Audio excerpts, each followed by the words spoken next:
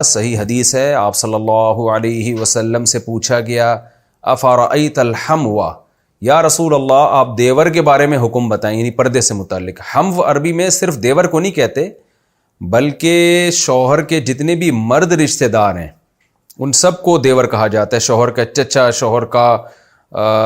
خالو، اور جو بھی آج کل جتنے بھی مرد رشتہ دار ہیں نا، شوہر کے کزن، وہ سب اس میں داخل ہیں۔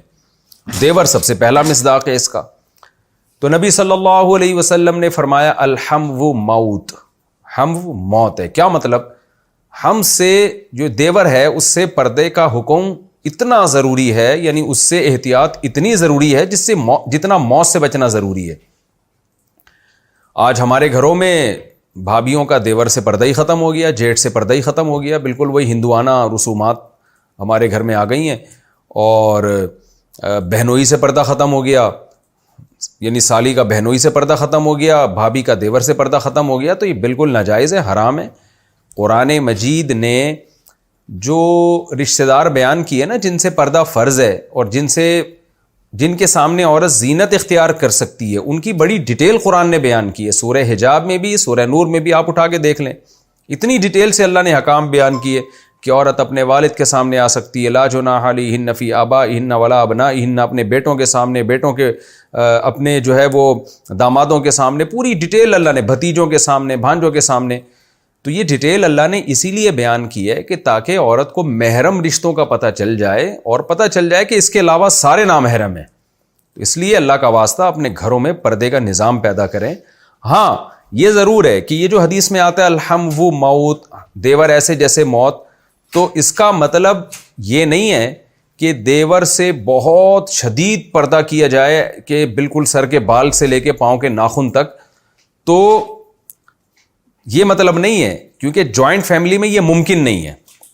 اگر آپ کا گھر چھوٹا ہے اور دیور ساتھ رہتا ہے تو پھر جوائنٹ فیملی میں یہ پاسبل نہیں ہے کہ بھابھی جو ہے وہ 24 گھنٹے وہ برقع پہن کے رہے۔ ظاہر ہے اس میں جب گھر میں ایک ساتھ رہتے ہیں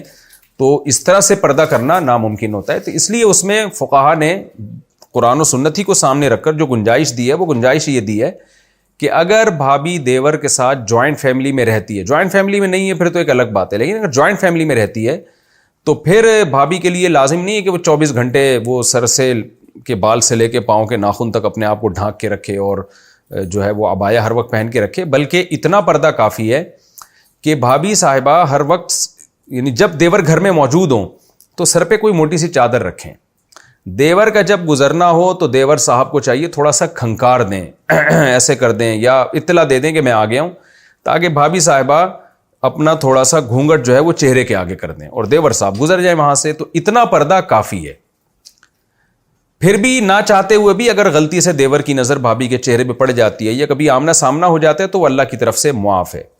تو بعض فقہا نے اس کی بھی اجازت دی ہے کہ اگر برتن دھوتے ہوئے کبھی کلائی کھل جائے اور کلائی پہ نظر پڑ جائے غلطی سے تو وہ بھی معاف ہے، اس میں بھی اس کی بھی گنجائش دی ہے، کیونکہ خواتین کو برتن دھوتے ہوئے اپنی کلائیاں کھولنی پڑتی ہیں، تو اس کی بھی گنجائش بعض حضرات نے دی ہے۔ تو اس لیے اگر جوائنٹ فیملی ہے تو الحمو موتن کا مطلب یہ کہ بھابھی نے دیور سے پردہ لازمی کرنا ہے، یعنی اس میں بہت احتیاط کرنی ہے۔ پردہ کرنے میں، پردے کا حکم اس میں معاف نہیں ہو جاتا، کرنا کیسے ہے وہ دوسری اس کی تفصیل الگ ہے۔ وہ ایسے کرنا ہے کیونکہ ما جعل علیکم فی الدین من حرج، اللہ نے دین میں حرج نہیں پیدا کیا۔ اب ظاہر ہے صحابہ کرام کے اگر کبھی جوائنٹ فیملی ہوتی ہے اسلاف میں تو ایسا نہیں ہوتا تھا کہ بھابیاں برقع پہن کے بیٹھ جائیں،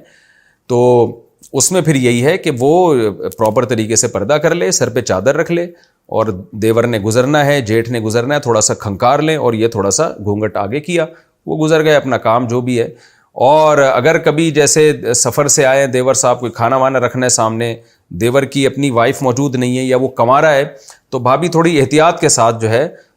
سر پہ چادر ڈال کے کھانا بھی سامنے پیش کر سکتی ہے۔ دیور میں کوئی بھی چاہیے اپنی نظر کی حفاظت کرے، بھابھی کے چہرے پہ نظر نہ ڈالے، نہ جسم پہ، بلکہ اپنے چہرے کو، اپنی نظر کو ذرا جھکا کے رکھیں، اور بھابھی جو ہے اگر کبھی دیور کو ضرورت ہو تو کھانا سامنے رکھ کے چلی جائے۔ اگر اکٹھے بیٹھ کے دسترخوان پہ کھانا کھاتے ہیں، بعض دفعہ یہ بھی بڑا مسئلہ ہوتا ہے کہ والدین یہ چاہتے ہیں کہ ہماری سب بہویں اور ہمارے سارے بیٹے ایک دسترخوان پہ ہمارے ساتھ بیٹھیں۔ یہ بھی بعض دفعہ والدین کی خواہش ہوتی ہے کہ جی باپ کی خواہش ہوتی ہے میری ساری بہویں اور بیٹے ایک ساتھ بیٹھیں، میرے ساتھ کھانا کھائیں۔ تو اس میں پھر طریقہ یہ ہے کہ یہ احتیاط کر لی جائے کہ ٹھیک ہے ایک دسترخوان پہ بیٹھیں،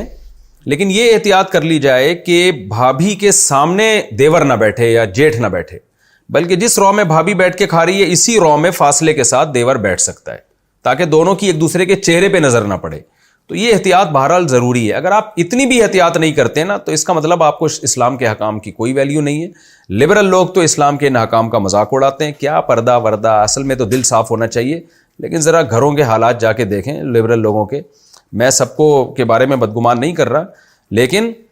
برائی جب پھیلتی ہے تو پھر انسان خون کے آنسو روتا ہے کہ یہ کیوں ہو رہا ہے۔ تو اللہ میاں نے میاں بیوی کو ایک دوسرے کے لیے بنایا ہے، ہم غیر مسلم نہیں ہیں، ہمیں اس باؤنڈری کے اندر رہنا پڑے گا جو اسلام نے ایک باؤنڈری کھینچی ہے۔ لوگ آج کہتے ہیں ایک گھر کے اندر رہ کے کیسے پردہ ہو سکتا ہے دیور اور بھابھیوں میں۔ میں نے علماء کے گھروں میں دیکھا ہے اکٹھے رہتے ہیں پھر بھی پردہ ہوتا ہے۔ ہمارے گھر میں اللہ کا شکر ہے ہم 4 بھائی تھے اور چاروں میرڈ، ہم اپنے والدین کے ساتھ رہے ہیں، تو ہم ایک گھر میں رہتے تھے اور اللہ کا شکر ہے ہماری بھابھی ہم سے پردہ کرتی تھیں، اور ہماری جو گھر والی تھی وہ ہمارے بھائیوں سے پردہ کرتی تھیں، اب تک کر رہی ہیں۔ تو جوائنٹ فیملی میں ہم نے رہ کے دکھایا الحمدللہ، اور بہت سارے گھروں میں ہم نے دیکھا ہے جوائنٹ فیملی میں رہ کے بڑے آرام سے بھابیاں دیوروں سے اور جیٹھ سے پردہ کر لیتی ہیں، اگر آپ چاہیں۔ نہ چاہیں تو پھر اس کا کوئی علاج نہیں۔ یہاں میں کیونکہ یہ بڑا اہم مسئلہ ہے، یہاں میں ایک اور بات بیان کرنا ضروری سمجھتا ہوں۔ بعض دفعہ ساس صاحبہ چاہتی ہے کہ نہیں میری بہو میرے بیٹے سے پردہ نہیں کرے گی جو دیور ہے اس کا۔ خوب سمجھ لو، بہو کے لیے ساس کا یہ حکم ماننا جائز نہیں ہے۔ لا طاعت لمخلوق فی معصیت الخالق، رسول اللہ صلی اللہ علیہ وسلم نے فرمایا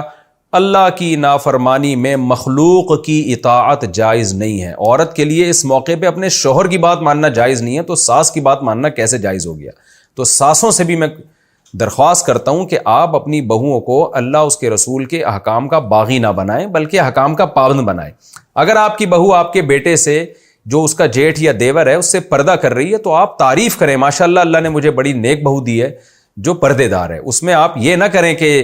جی وہ دیکھو یہ ہوں بڑی اپنے آپ کو حسینہ سمجھتی ہے، ایسی تانے ملنا شروع ہو جاتے ہیں۔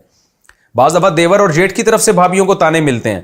یہ پتہ نہیں اس طرح کے تانے دے رہے ہوتے ہیں، یہ بڑی حسینہ آ گئی ہمارے گھر میں جو اپنے آپ کو منہ چھپا کے بیٹھی ہوئی ہے، ہمیں تو باہر بہت عورتیں، ہم تو پتہ نہیں کتنی عورتیں چھوڑ کر آتے ہیں جو ہمیں لفٹ کراتی ہیں، ہم ان کو لفٹ نہیں کراتے، تو ہم اس کو دیکھ کے کیا کریں گے، اس طرح نا طنز کر رہے ہوتے ہیں۔ تو دیور اور جیٹھ اگر کلمہ پڑھا ہوا ہے انہوں نے، مسلمان ہیں،